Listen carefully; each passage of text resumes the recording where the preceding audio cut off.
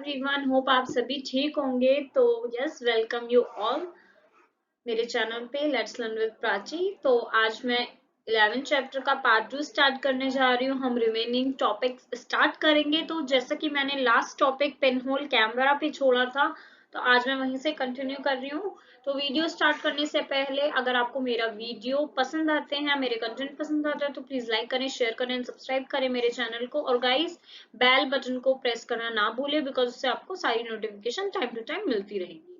तो बात करते हैं पिनहोल कैमरा के बारे में। पिनहोल कैमरा, जैसे कि आपको नाम से ही पता लग रहा होगा, एक कैमरे की बात की गई है। और कैमरा किस लिए यूज होता है? आई थिंक आपको चीजें कैप्चर करने के लिए, हमारी इमेजेस के लिए, हमारी मेमोरीज के लिए हम यूज करते हैं। तो हम बॉक्स के थ्रू यहाँ पे बताया गया है एक एक्टिविटी में, अ स्लाइडिंग पिन होल कैमरा, कैसे हमने बॉक्सेस को होल्ड करके और टू बॉक्सेस के पेज से हमने कैसे बनाया। तो हम ये देखेंगे, हमें टू बॉक्सेस लेने हैं जिसमें कोई गैप ना हो, उनको दोनों को ओपन करेंगे वन साइड से, जैसे कि इस तरीके से। इसके बाद स्मॉलर बॉक्स को कट करेंगे मिडिल से, स्क्वायर साइड से उसकी अबाउट 5 to 6 सेंटीमीटर कवर करेंगे। ओपन स्क्वायर को in the box with tracing paper से ट्रांसपेरेंट स्क्रीन उसकी बनाएंगे इस तरीके से, जैसे कि हमने एक स्क्वायर में इसको कट किया गया है छोटा सा। इसके बाद हमने इस पे ट्रेस पेपर लगा दिया। फिर उसमें क्या करेंगे, हम फिगर 11.5 में हम जैसे कि देख पा रहे हैं, slide the smaller box inside the larger one with the whole.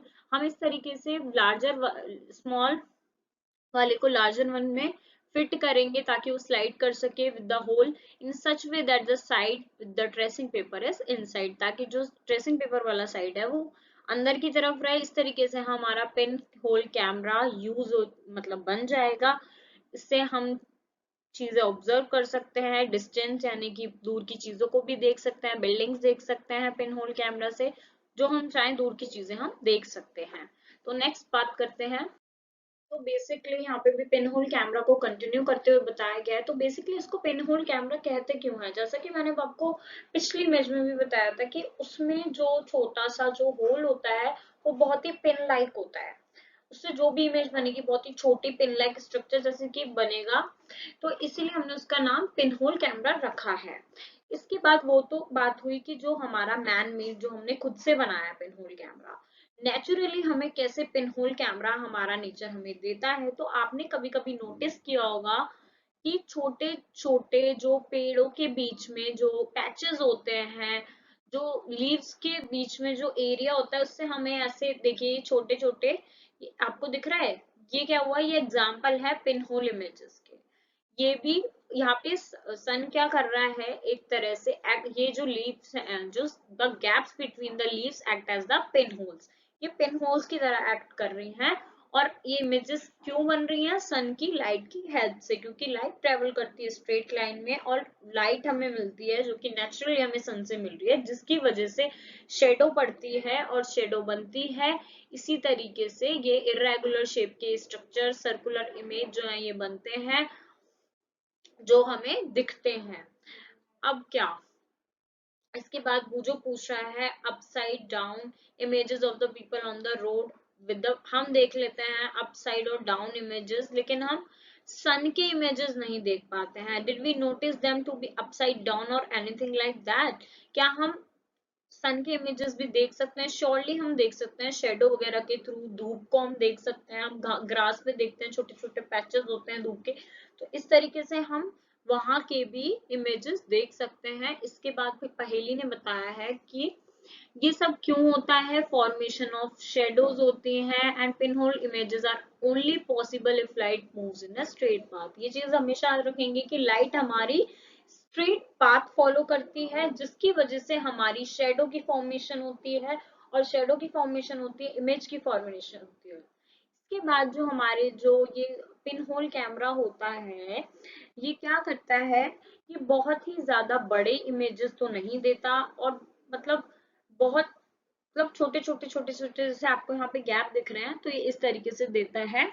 Yes guys, और ये हमेशा स्ट्रेट लाइन में ट्रेवल करता है, ये चीज हमें याद होनी चाहिए। तो यस, यहाँ पे हमको एक छोटा सा एक एक्सपेरिमेंट करके बॉय बता रहा है। इससे हमें ये पता चलेगा कि बेसिकली लाइट कैसा पाथ फॉलो करती है। जैसे कि अभी हम बोले जा रहे हैं कि लाइट जो होती है वो स्ट्रेट पाथ को फॉलो करती है, बट एक स्ट्रेट पाथ को कैसे फॉलो करती है उसे प्रूव करने के लिए छोटा सा एक्सपेरिमेंट हम देखेंगे। यहाँ पे क्या है, एक लड़का है, जैसा कि आप दोनों इमेजेस में देख पा रहे हैं, इसको ढंग से आप ऑब्जर्व करना। इसमें पीस ऑफ पाइप लिया है उसने, रबर ट्यूब लिया है, एक कैंडल फिक्स की है उसके सामने at on a table at one end of the room. Now standing at the other end of the room, look at the candle through the pipe. वो दूसरी ओर से होल से उस पाइप के रबड़ एंड के देख रहा है। यहाँ पे स्ट्रेट पाथ है, मतलब जो रबड़ है वो कहीं से भी मोड़ नहीं है, तो जो लाइट उसकी आईज से यहाँ से जा रही है तो वो एकदम स्ट्रेट, मतलब यहाँ से जो स्ट्रेट लाइट जा रही है तो उसे पूरी वो आराम से वो कैंडल विजिबल है।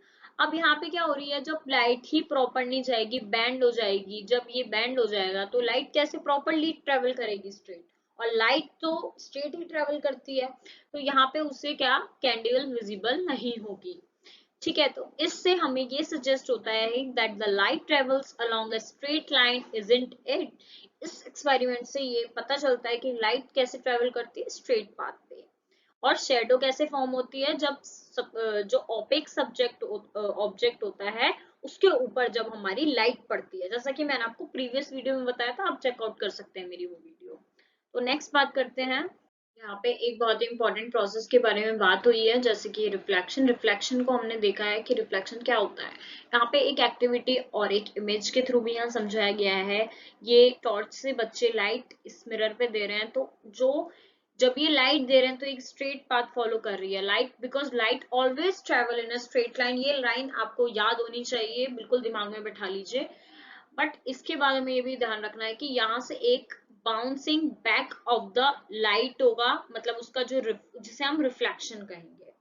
जो लाइट जो होगी वो बाउंस करेगी, एक उसका एक रिफ्लेक्शन होगा। फॉर एग्जाम्पल कोई भी है, कुछ ट्रीज हैं, उनका हमें फर्श पे या कैसे भी कोई रिफ्लेक्शन दिखता है, तो वो क्या होता है, वो भी एक काइंड ऑफ रिफ्लेक्शन हमें दिखता है।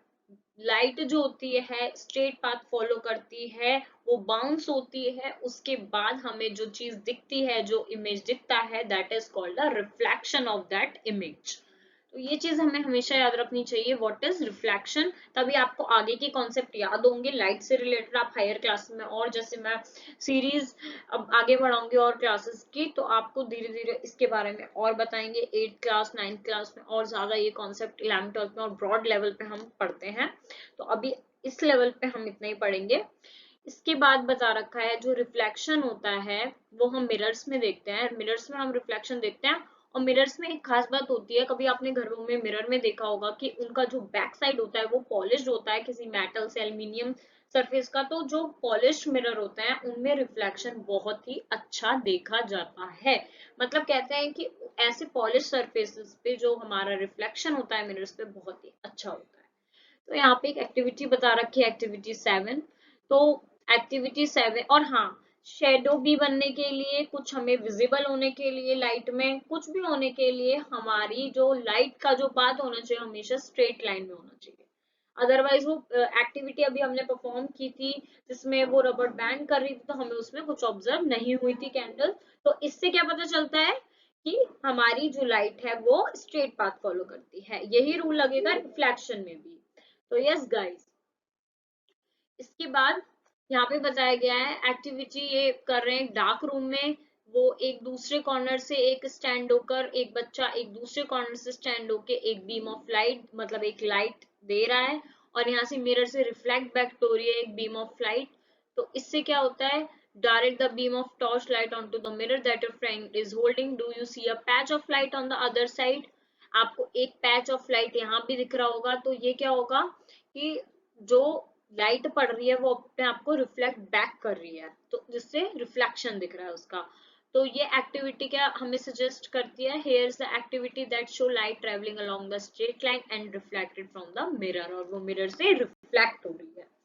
तो यस, ये लाइट की कुछ प्रॉपर्टीज हैं, आपको पता होनी चाहिए। नेक्स्ट बात करते हैं गाइज, यहाँ पे रिफ्लेक्शन के लिए एक छोटा सा, मतलब कैसे रिफ्लेक्ट होता है मिरर से स्ट्रेट लाइन, और कैसे लाइट ट्रेवल करती है स्ट्रेट लाइन में, ये सब बताने के लिए एक छोटा सा एक्सपेरिमेंट यहाँ पे बताया रखा है, जिसमें हमने यहाँ पे एक कॉम्ब को फिक्स किया है। ये एक थर्माकोल शीट ली है हमने। थर्माकोल आप सभी ने देखी होगी, हम कई क्राफ्ट वर्क में भी यूज करते हैं। व्हाइट कलर की होती है, उसपे छोटी छोटी बॉल्स होती हैं, हम काफी सारी एक्टिविटीज में उसे यूज करते हैं। स्कूल में आई होप आप सबने देखी होगी। तो क्या करते हैं, उसे फिक्स करा वन साइड में थर्माकोल की शीट पे, और दूसरी साइड हमने क्या करा है, कुछ डार्क शीट लगाई है यहाँ पे। उसके बाद हमने क्या करा है, keep this in sunlight, sunlight में हमने इसे रखा है, और एक टॉर्च हम इसे क्या कर रहे हैं, रोशनी दे रहे हैं। तो हम क्या देख पा रहे हैं, what do you observe, we observe that we see a similar pattern like this. तो ये पैटर्न क्या शो हो रहा है, ये एक रिफ्लेक्शन शो हो रहा है हमें। लाइट क्या कर रही है, रिफ्लेक्ट हो रही है, और हमें उसी चीज का दोबारा वही चीज हमें रिफ्लेक्ट बैक होके उस सरफेस पे दिख रही है। तो this is what this process is known as the reflection, and this is shows that light always and always travel in the straight line. Okay, ये एमसीक्यू में भी कई बार आता है, और स्कूल्स में भी ये रीजनिंग क्वेश्चंस में टीचर पूछते हैं, तो ये आपको पता होना चाहिए। तो यस गाइज, यही था हमारा इस चैप्टर में। अगर आई होप आपको सब कुछ समझ में आया होगा, और अगर आपको मेरा कंटेंट पसंद आता है तो प्लीज लाइक करें, शेयर करें, और अपने व्यूज आप कमेंट बॉक्स में दे सकते हैं गाइज। तो यस, मैं एक न्यू चैप्टर लेके आऊंगी, तब तक के लिए goodbye, thank you guys.